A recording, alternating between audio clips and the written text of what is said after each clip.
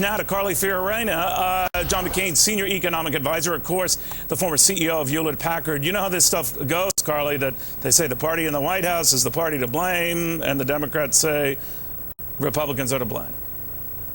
Yep, of course. And of course, what the Obama campaign is conveniently forgetting, among other things here, is that it is the democratically controlled Congress over the last 2 years that failed to do anything about Fannie Mae and Freddie Mac and let those institutions get totally out of control so that the taxpayer had to step in and bail them out.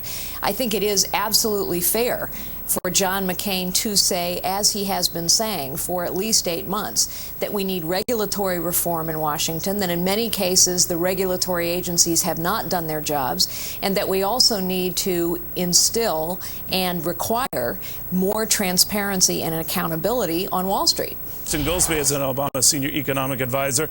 Austin, how do you see this? Boy, Neil, I can barely believe what I'm hearing on the earpiece or what I heard from McCain already today. I mean, you saw the stock market fall almost 500 points.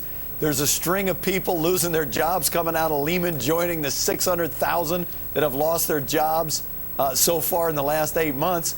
McCain is saying the fundamentals are strong, leading me to question what would he have to see before he would finally agree that the fundamentals were looking a little dicey.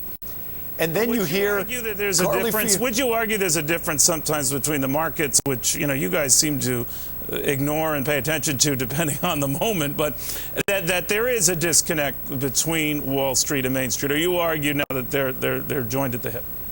Oh, well, now they're perfectly well joined at the hip that's falling fast underwater. All right, so let me ask you this. If we're up 500 points tomorrow, are they still joined up at the hip or what? Well, look, you have seen crisis in the real economy. It didn't take the biggest bankruptcy of all times of an investment bank to convince ordinary workers in the country that the fundamentals weren't sound.